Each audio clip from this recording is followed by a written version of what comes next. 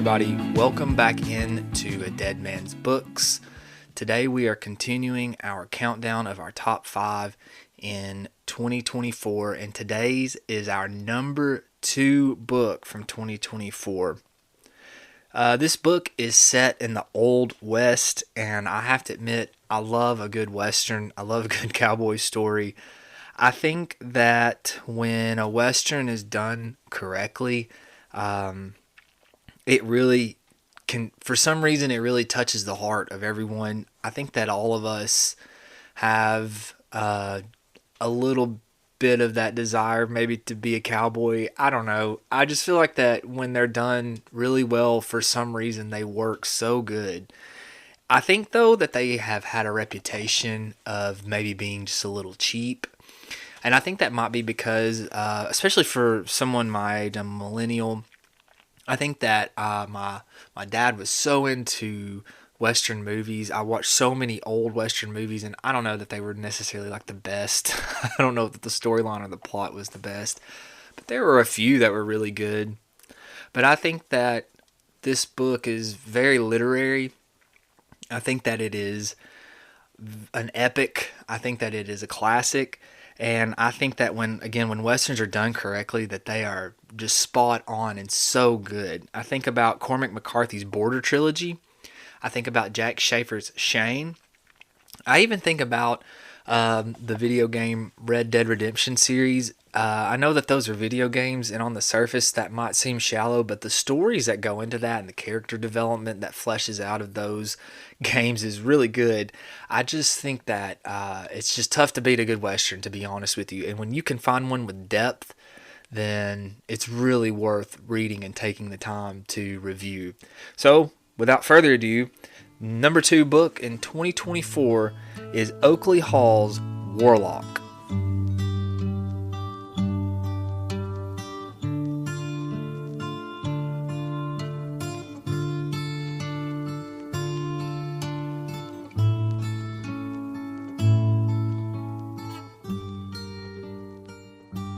So I stumbled upon Warlock when I Googled one time literary Westerns. I knew that there had to be Westerns out there that had literary merit. There's such an American story. The cowboy, the Old West, is such an American thing. I knew that there had to be American authors who had written deep meaning Westerns. I'm a big fan of James Bond. It's my guilty pleasure. I've read 10 of the 13 Ian Fleming novels, and then this past Christmas break, I read a book called Solo, which was an authorized James Bond book that had been written by someone, obviously post-Fleming. It was more of a modern book. I know that the James Bond series are not necessarily deep literature. I think that there is some things that we can take from James Bond, especially when you look at James Bond's character over the course of all of the novels. But if you pulled out one individually, there's probably really not much there as far as literary depth goes and literary merit. I know that they're for fun. I think that it's great to read books for fun like that. Maybe that's all you read is just junk books, and that's fine too. Reading is fun. Reading's supposed to be fun. But, I think that for most of us, we desire that deep literary thought, those stories that make us ask questions, those stories that bother us, those stories that leave us pondering on things. And I knew that there had to be Westerns of that sort. I love a good cowboy story. I think I really got turned on to cowboy stories whenever I was in my late teen years. Red Dead Redemption, the video game, came out, and let's just be honest. The Red Dead Redemption series has some really good storytelling to it. There's some deep messages there. There's some deep characterization, good character arcs and things like that. Lots of symbolism, lots of illusions. I think that if someone had written the Red Dead Redemption series as a novel, I think that they would be some very deep thinking novels. But the Red Dead Redemption series came out when I was about 18 or 19, and around that time period, 310 to Yuma had come out. The Assassination of Jesse James had come out, and also No Country for Old Men had come out, which as a movie had come out, and then also There Will Be Blood, and these were all theatrical releases. I know that most of those were based off of short stories or novels, but the Western there for a little time had really made a comeback, much like it has now thanks to Yellowstone. They've had their spin-offs from the Yellowstone show, and then you've had, I think, that show with Sylvester Stallone, Tulsa King, and I don't really know the name of the one with Billy Bob Thornton, but I know a lot of people are excited about that. But the Western has kind of made a comeback recently as well. I Googled anyways, literary Westerns, and the first time that I did that, the book Shane by Jack Schaefer had come up, and I read that and thoroughly enjoyed it, and I'm currently teaching it to my group of juniors right now, and I think a few of them are enjoying it. I think that there is that stigma that a cowboy story or a Western is not, I guess, cool, or maybe just not as deep literary as we'd think, and I get that. I mean, I know that I've been guilty of that in the past as well. But Shane has some deeper meaning to it. Shane has some great characterization. It's character driven for sure. But once I had finished Shane and I had read a few more books, I started, getting that itch to read another great Western. And I Googled again literary Westerns, and this time the first one that came up was Warlock by Oakley Hall. And so I took a gamble on it, and I'm glad that I did. Warlock is one of my favorite books of all time. I was really thankful that I came across it. It is so good. It's so character heavy. It's got so many deep messages to it that I really think that this is just really one of the better works of American fiction of all time, to be honest. And I think that it's severely overlooked. I know in the last episode we talked about John Ely's Landbreakers and how that's overlooked, and I think that it is overlooked also. But I think Warlock is severely overlooked, and I think a lot of times it's overlooked because maybe it is a Western. I think people may quickly say, well, that's probably not got a lot of literary merit to it, but it certainly does. Just to kind of give you a brief rundown of what happens or what's happening, there's a town in, it's a fictitious city, it's a fictitious setting in the Old West, and everything that I have read has said there's a lot of parallels to Tombstone and Wyatt Earp and the OK Corral, especially the first part of the book, the first part of the novel. But it's set in a fictitious area around the Mexican border in the Old West, and it's a town called Warlock. And Warlock is a mining town and has seen rapid growth because of the mines. But it's not its county seat. It's technically not its own government. The county seat is Bright City, which is like a day's ride away. And that's kind of where the struggle begins, because the city of Warlock is trying to get a town patent so that they can be able to govern themselves, and so that mainly that they can properly pay a sheriff, because at the time in the story, when the story begins, the people of Warlock technically don't have a sheriff. The sheriff is in Bright City, and all that he'll send down is a deputy or two of his own, or that he'll appoint someone to go down there to be a deputy, but they're not sheriff of Warlock. They're not, I guess, the end-all be-all of law enforcement there, because that would be located in Bright City. And because of that, because they're so far removed from Bright City, the deputies that come to Warlock are not paid very well, and they're not feared because of that.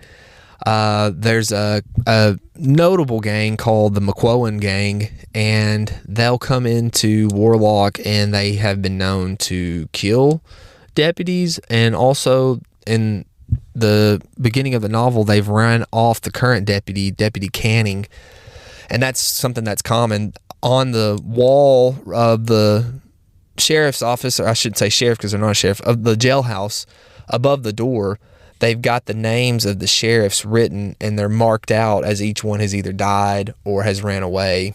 and Canning is the latest one. And so the people of Warlock are desperate to have someone come in and clean up their town after the recent run-in with the McCowan brothers. They become fed up. They've heard of Clay Blaisedell, who is a gunslinger type of a character. He's in a town called Fort James, and they make a bid. They offer him, I guess, a contract or offer him a salary to come and be basically a gun for hire. And Blaisedell takes their offer. He shows up. He has a friend named Tom Morgan who travels with him. And Blaisedell comes and tries to clean the town up. The biggest issue with that is that technically Clay Blaisedell is not law enforcement, and the sheriff of Bright City has said as much. They have a meeting with the sheriff, again, to try to get a town patent. They're also in the process of, they arrest some of the McCowan brothers, and they send them up to Bright City to have them properly arrested. And one thing that the sheriff says is, hey, it's all fine and well to have Clay Blaisedell down there, but if he kills somebody in the name of the law, you need to remember that he's not the law, and that I'm probably going to charge him with murder. And so you've got this kind of like subplot going on with that. Will he kill someone or will he not? Because what ends up happening is Blaisedell posts the McCowan gang and certain members of the McCowan gang. And what that means is if they step foot into Warlock, he'll either arrest them, or what they know will probably happen, there will be a duel and he'll have to kill them. Also going on during this story is Johnny Bud Gannon, who used to ride with the McCowan brothers, has shown back up into town. He left the gang and he's shown back up, and he is trying to become, I guess, a better person, and he's trying to prove to Warlock that he is a better person than his past. And he becomes deputy, and he ends up becoming, I guess, lead deputy. I guess the de facto sheriff would be what we would call it. And so Johnny Bud Gannon is taking this role super serious because this is a chance for him to redeem himself. And in that, we have this issue arising where, well, if Blaisedell, who everyone looks to as the law enforcement, kills someone, does the actual law enforcement, will they actually confront him? And Bud Gannon's 100% yes, I will, because he feels like that's the right thing to do. Does he want to do it? No. But does he end up doing it? Yes. But you have that going on, and then another subplot comes up, and it all ties together, of course, but the local mines, they're not being treated fairly. They're going to lower their pay. I think they're going to close one of them down, and the miners there are extremely upset with that. And then so towards the end of the book, you have this issue come up, and it's just an explosive situation, literally. And the whole story just works together, and what ends up happening, Blaisedell and Gannon finally end up having to duel, and Blaisedell rides off into the sunset, literally. But we'll talk about that more in just a second. I really did enjoy this book, though. It's so good. To start off with, on Warlock, it's extremely character heavy. When you first start the story, you're going to be introduced to so many characters, and you're going to, well, at least I can only speak for myself, you're going to be confused at times, or at least I was, as to who is who. Okay, Johnny Bud Gannon, he goes by Johnny with the McCowans, but everyone in Warlock calls him Bud. There were a couple times where I had to go back and forth and make sure that Bud and Johnny were the same person. He also has a brother who rides with the McCowans, and his name is Billy. So sometimes I would read Billy and make sure, okay, Billy is not Bud. Bud is Johnny. Johnny is Bud. Johnny is not Billy.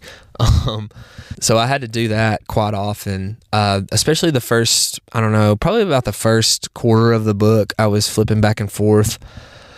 But once I had a grasp on who was who and what their job was and what their perspective was and how they fit into this story, I did feel like it was worth the payoff of sticking with it on that. It definitely wasn't a deterrent to reading the story. I shouldn't say that. I was locked into the story right away. Well, I shouldn't say right away. I'll talk about that in just a second. But I was locked into the story from the beginning.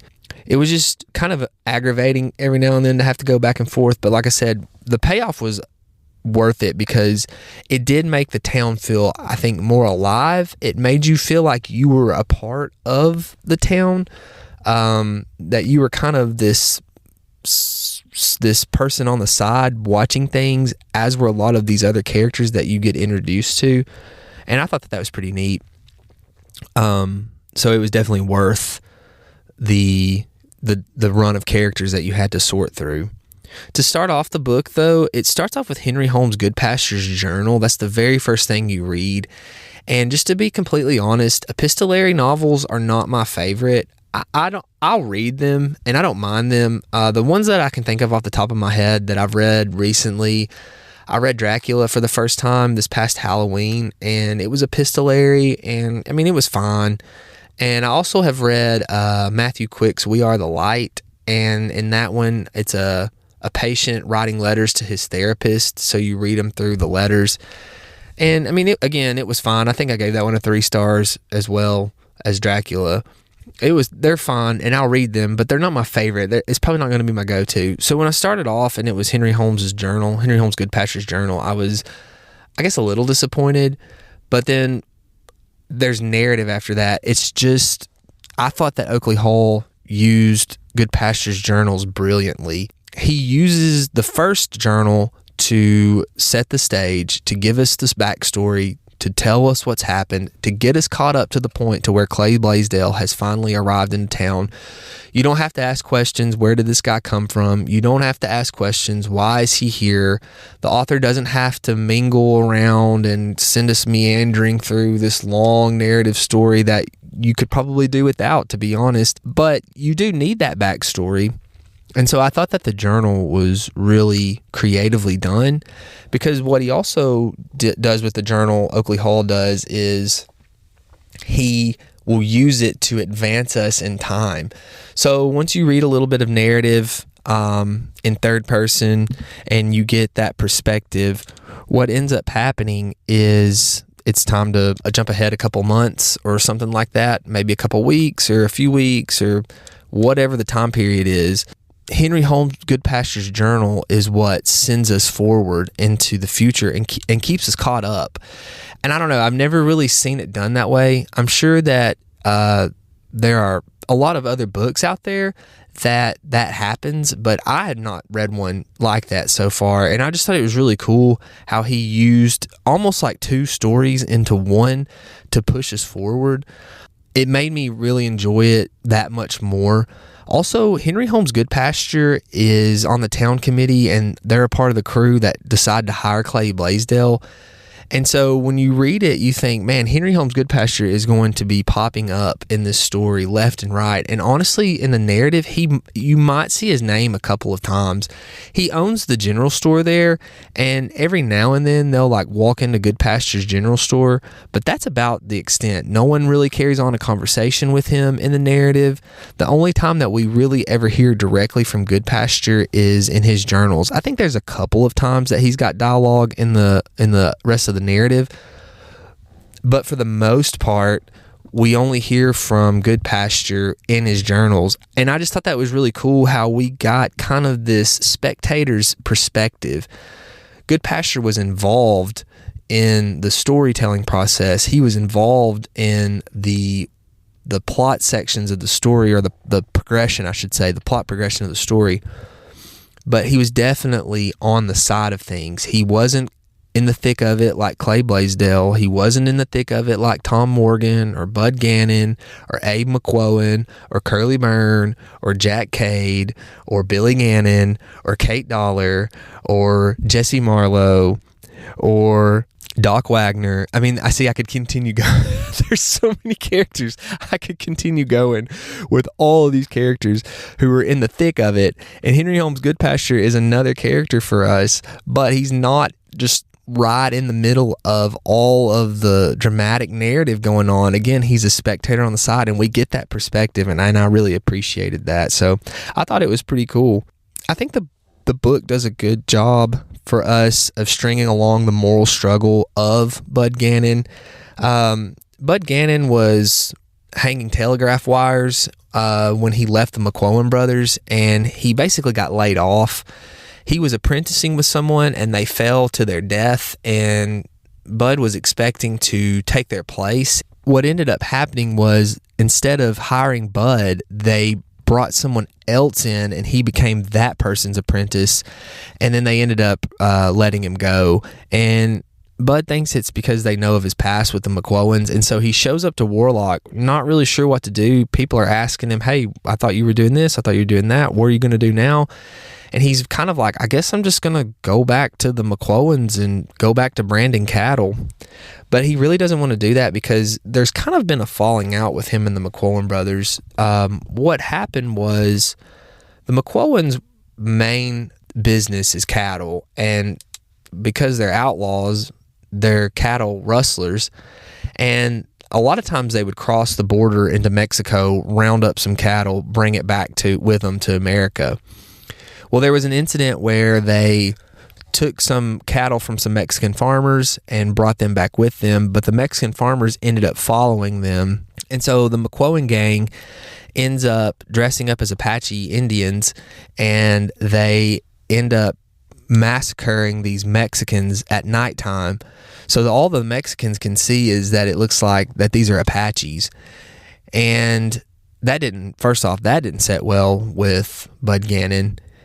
And then there were a couple of survivors who tell the story about the Apaches and the massacre. And so what happens after that is these people go and tell General Peach, who is at the local U.S. Army outpost in Bright City, and General Peach rounds up his regiment, and they go to San Pablo, which is the area outside of Warlock where the McCowan brothers have their ranch. He ends up basically exterminating the area's Apaches, and so Bud Gannon leaves because of that. He knows the truth behind that. No one else really does know the truth behind that other than the McCowan gang. The people of Warlock don't know that, but it's something that Bud Gannon is seeking redemption for throughout the story. It's definitely a personal redemption that he's seeking. Again, other than he and the McCowan brothers, no one else really knows about it. And I think Oakley Hall does a really good job of keeping that relevant. I think that there are sometimes where these, motifs or these character issues continue to pop up in stories, and they kind of get exhausting. It's always there. It's always a part of the character, and sometimes those don't get resolved. And I don't know, I can only speak for myself, I guess, as a reader. I just feel like that they fall very flat when they do that, and it's honestly, I leave the book feeling, I guess, a bit frustrated at that. One story that I can think of off the top of my head quickly is one that I read recently this past Christmas, and it was All the Sinners Bleed by S.A. Cosby. And I was really looking forward to that book because President Obama had recommended it in his year before, I guess his top 5 books of the year.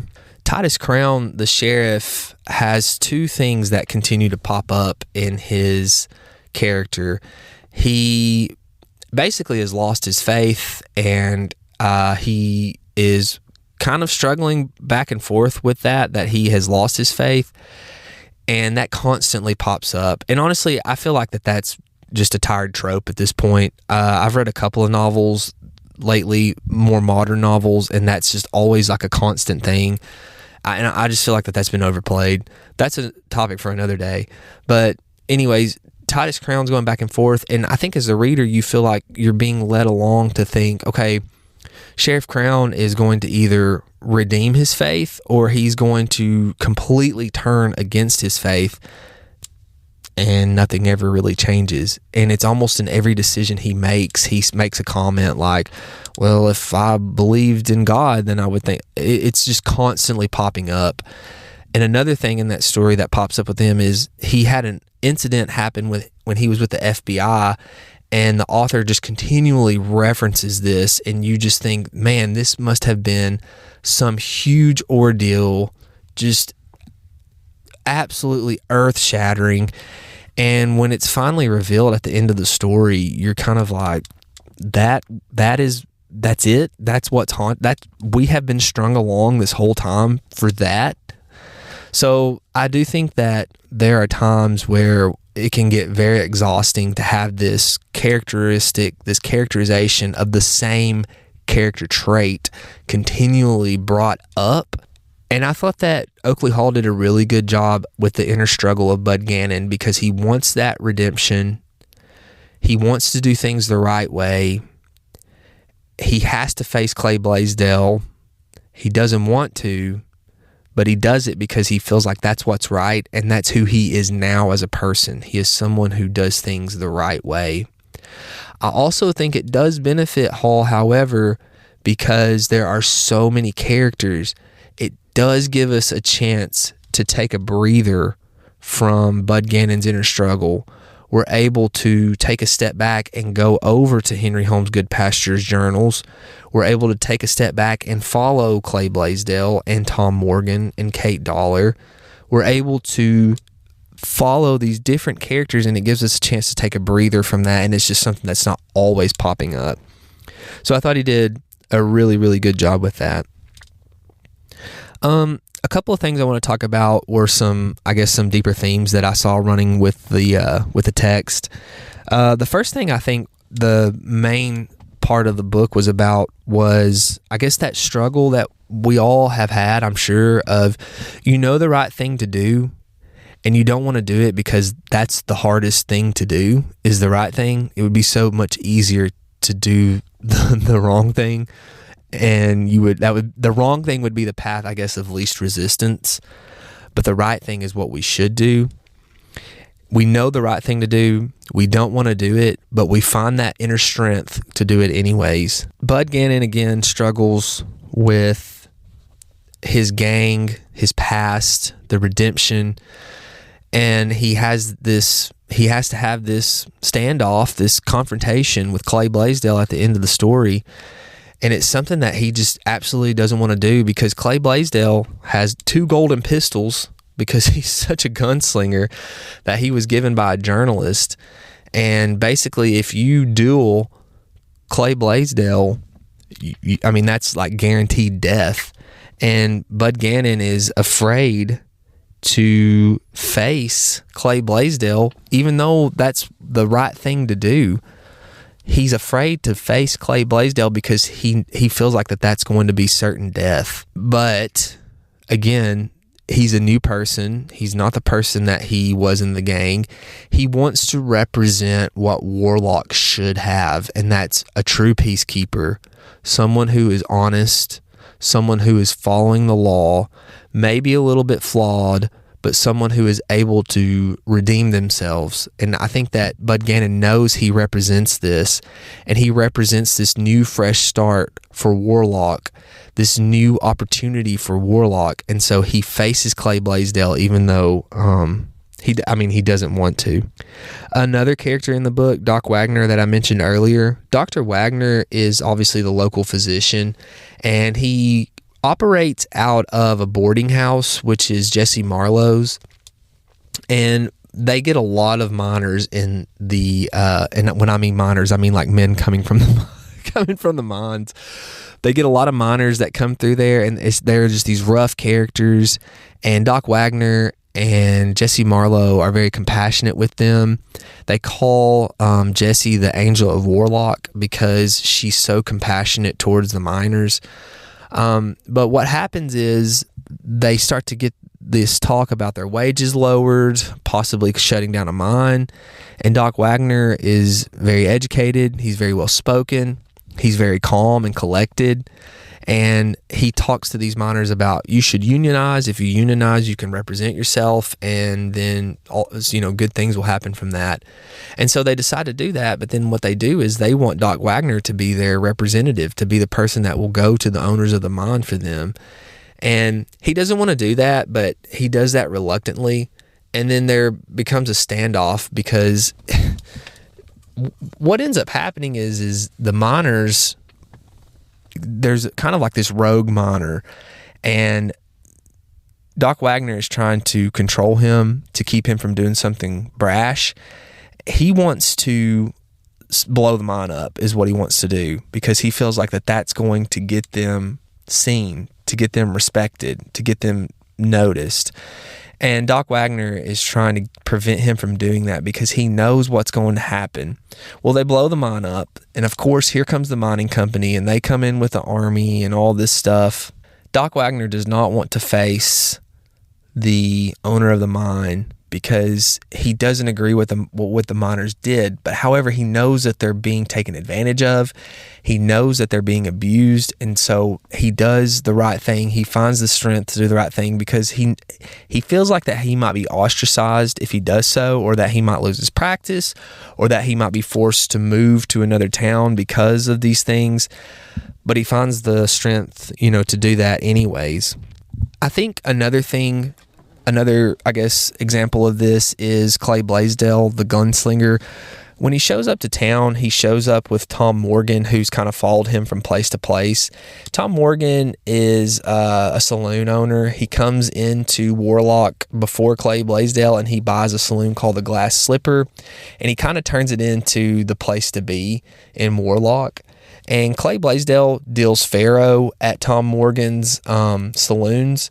He's kind of like a tourist attraction to an extent. It's you hear about Clay Blaisedell and his golden guns, and guess what? He's dealing faro at the Glass Slipper. And so Tom Morgan and Clay Blaisedell kind of have this relationship where I guess it's more of a business relationship.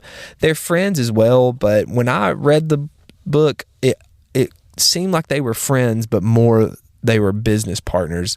That was kind of more of the extent of their relationship. But Blaisedell and Jessie Marlowe are going to get married, which we're going to talk about that in just a second. And Tom Morgan disagrees with that, partially because he's going to lose money from that. And Clay Blaisedell has to step away from being marshal, and he's kind of lost a little bit of his luster. The people of the town have kind of lost their respect for him, and Tom Morgan has turned into just a nasty person. He was already not a great person, but now he's fully embracing, for lack of better words, the dark side, and he is just turned into this mean, nasty person. And then he gets this idea that I've got to preserve my friend's reputation, and so Tom Morgan challenges Clay Blaisedell to a duel. And Tom Morgan's good with the gun himself, so he kind of has this thought as he's walking down the street to challenge Blaisedell that if I win, then it proves how bad of a man I am. But if he wins, then my friend will gain his reputation back. And Clay Blaisedell ends up winning the duel, and Morgan dies, funny enough, at the opposite saloon of his. But I don't know, that may not be the best example, but I did feel like it fit in that category because Tom Morgan knew that he was probably going to die, but he felt like that was the best thing to do for his friend, to preserve his friend, and that's what ended up happening. Another thing that I want to talk about is there's also this theme of how our perception of others affects our relationships with them, which I thought was really interesting. I think we can all probably think of a friend or two who who talks about maybe people they know that are well known in our community, or maybe they've come across a celebrity or two and they know them, or they're friendly enough with them that they know them, but it seems like they're best friends and they name drop them all the time. And really it's kind of like a question of, are you really friends with this person? Do you really love them for who they are, or do you love them for what they are? And that's something that Oakley Hall definitely examines. When Clay Blaisedell shows up, Jessie Marlowe falls in love with him. The whole town is in love with Clay Blaisedell and his reputation. It's like a celebrity coming to town and to be in charge of the city. And Jessie Marlowe and Clay Blaisedell start a romantic relationship. But when Blaisedell steps down from being marshal, one of the reasons is because he's beginning to consider seriously marrying Jessie Marlowe. And Jessie's always trying to push him to be back into the marshal role, to take that back up. And that's something that Blaisedell asks her at one point, are you in love with me, or are you in love with what I was? And Doc Wagner is someone who has, I guess, romantic feelings for Jesse Marlowe, and that's something that he begins to question too, is he feels like that Jesse is more in love with the golden pistols than she is with the actual person of Clay Blaisedell, because Blaisedell talks about settling down and just dealing faro at Tom Morgan's, or maybe, you know, being a farmer or something like that, and Jesse Marlowe just continues to push him to being the marshal. And so there's just that continual there, especially towards the middle and the last half of the book. There's just that continual, is Jesse Marlowe really in love with Clay Blaisedell for who he is, or is she in love for what he is? And at the end of the book, whenever Blaisedell and Bud Gannon duel, what happens is spoiler alert, what happens is Blaisedell goes to draw and Bud Gannon goes to draw, and by the time Bud Gannon has his gun out of his holster, Blaisedell already has his gun up, and he fires, and he misses. Now, does he miss on purpose, or did he actually miss? I don't know. I think that's up for the reader to decide. I read it as he missed on purpose, because Blaisedell was aggravated with Bud Gannon, but he was definitely starting to form, I guess, a respectful affection for him, because he knew that Bud was trying to do what was right, and he was brave enough to face him. But anyways, Blaisedell shoots and misses, and everyone's just kind of silent and sitting there watching because they can't believe it. And Blaisedell just turns around, walks off down an alley, goes to the saloon. They hear his horse coming. Here he comes back down to the main street, and he turns and starts riding off. And Warlock is sitting on top of like a ridge, and you can see down into a valley, so they can always see people coming from the road up to Warlock. And everyone follows Blaisedell to the edge of the rim, and they watch him ride away literally into the sunset. But as he's doing this, Jesse is following behind him, yelling his name, and he does not one time look back at her. And the way that I had read it was Blaisedell had kind of had enough of Jesse, that he felt like he was being used for what he was, and it was time for him to move on, and he didn't really want her to go with him, and so he just left. And Jesse was left without Clay Blaisedell. It goes on at the end of the book to kind of wrap up how people ended up. Blaisedell ended up going on to another town and kind of doing the same thing that he had been doing.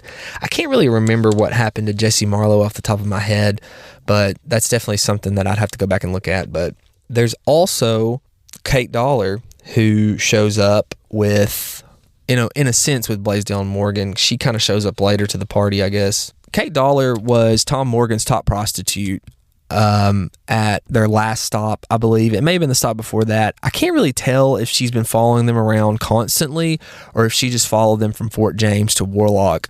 But all that you need to know is Kate Dollar had fallen in love while she was working for Tom Morgan, and he was her top money maker.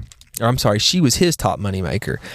And she falls in love with this guy, and she's about to get married, and Tom Morgan has Clay Blaisedell challenge him to a duel in the streets there, and he knows that Clay's going to win, and Blaisedell ends up winning and killing Kate's lover, and Kate thinks that Tom Morgan had it done on purpose, and which he of course denied, but she wants to see especially Clay Blaisedell taken down, and she's seeking this revenge for him. On the road there that they can see, there's a spot of that road coming into Warlock that has been renowned for stage holdups, and the McCowan brothers, of course, are the number one guys to do that.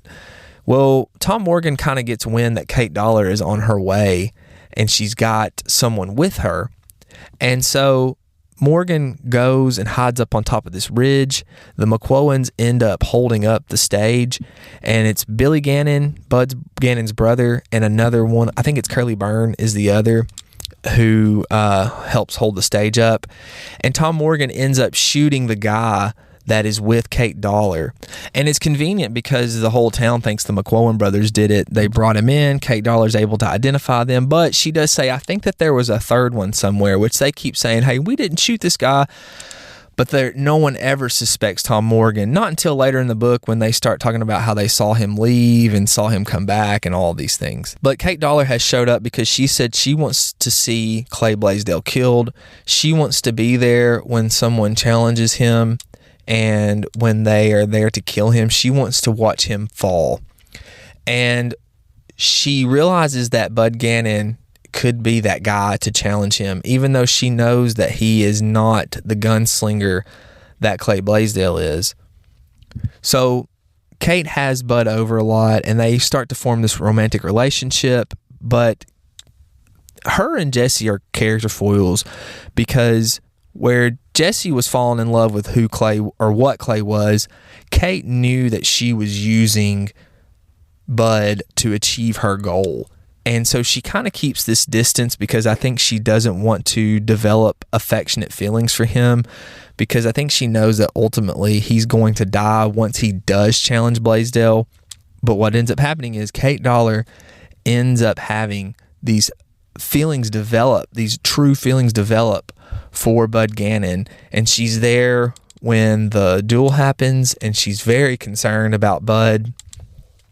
So I just think it's interesting at how this same type of theme is going on with these two women, but they're opposite. The way that they've approached them are opposites. Another person that I can use for an example of this is Bud Gannon's brother, Billy. Bud tries really hard to get Billy to come back into Warlock and to kind of settle down, because Billy is supposed to be a teenager, and he wants Billy to live a good life. He wants Billy to be a good person and redeem himself also. But Billy doesn't want that. Billy likes the idea of the outlaw life. He likes the idea of the notoriety that comes with it. He likes the idea of the respect that he feels he gets with it, especially when he comes to Warlock into town. And that's just, I think, another example is Billy Gannon really that person? Or was he just in love with that perception of who he could be? Because I think that when you read it, you realize that Billy Gannon is really not a bad kid, and I think that they say as much in the book when he is killed by Clay Blaisedell. He's really not a bad kid. He was in love with that idea of, the respect, I guess, that he would gain through that. So there was definitely this running line or this running message or theme, however you want to put it, of are we in love with the perception of people, or are we in love with the actual people themselves?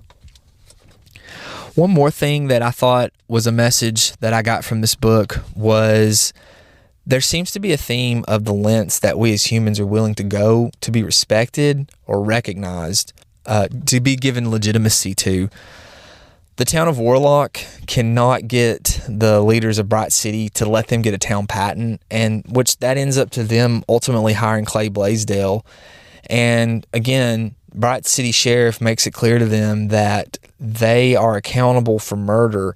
If Clay Blaisedell kills someone, that he is accountable for murder, he will be hanged. And he talks about that because he says he is not a proper lawman. I did not designate him as a lawman. He refuses to designate him as a lawman. But the committee decides that they're going to go ahead with it because it's what's benefited them.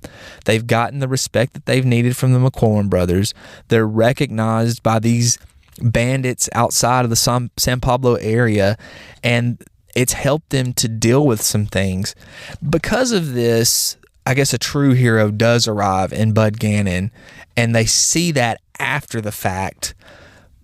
But they were so bent on getting that recognition. And I mean, you can't argue with them, I don't think. If I was in that town, I would want that protection. If my town was being continually run over by this outlaw cattle rustlers and they killed the barber, that's in a sense what really kind of got things started. They said, okay, this is too far.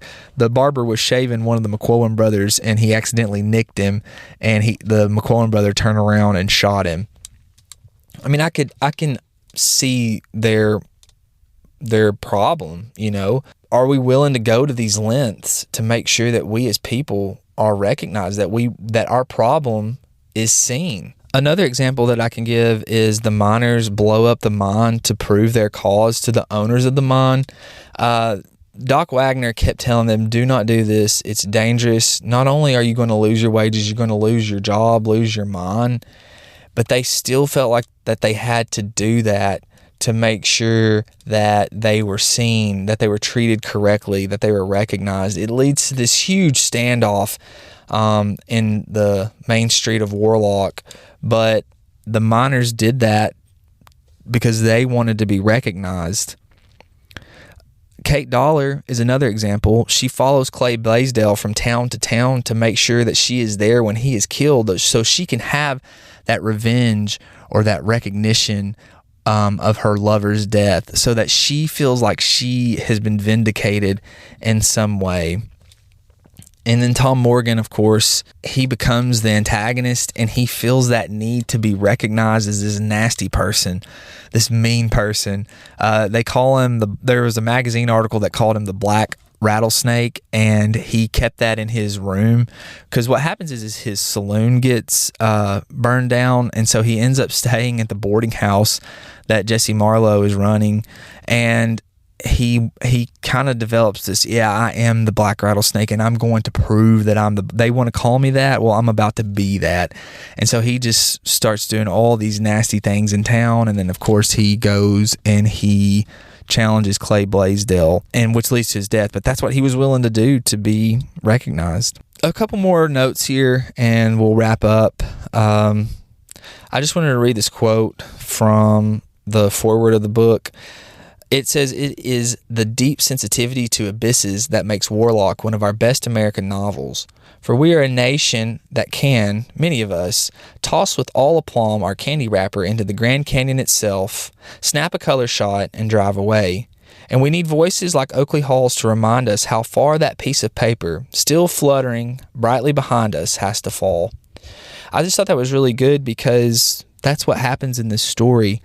They make these decisions so lightly sometimes, just like that candy wrapper being thrown into the Grand Canyon, and they don't really think about the far-reaching consequences that it had, the lives that were affected by that. It just continued to go back. You had Clay Blaisedell, who led to Bud Gannon, who led to Kate Dollar, who led to Jesse Marlowe, who, in a sense, led to the miners. It just continued to have reciprocating effects of that. And you could even start with Bright City refusing to grant Warlock that town patent that they were seeking so that they could properly protect themselves. I think the novel is brilliant. I think it's so well written. I think the craft of it is great. Oakley Hall wrote a book called How to Write a Novel, and I know that there are a few others out there, but I enjoyed Warlock so much that I have that on my reading list to get to, hopefully in the near future. But I just thought that it was so well done, so well written. The characters were well done. It seemed so real. It was something that I continually wanted to go back to and read. I just thoroughly enjoyed it. And like I said, it's one of my favorite books of all time. I was thinking before I started recording, is it on my Mount Rushmore of books? That's a good question. I think that's going to be an episode for the near future, is what is our Mount Rushmore of books? I think that it has a strong chance of being on there. I just really loved it. Again, good story, good Western. I've got Butcher's Crossing on the way, and I'm really looking forward to reading it. I just love a Western. I think that it's, like I said, it captures the American spirit. They're just really good to read. Okay, time to wrap this up. I have talked long enough. I'm going to rate this book. I gave it a 5 stars. I can give that one quickly on Goodreads. I think it was definitely worth the 5 stars.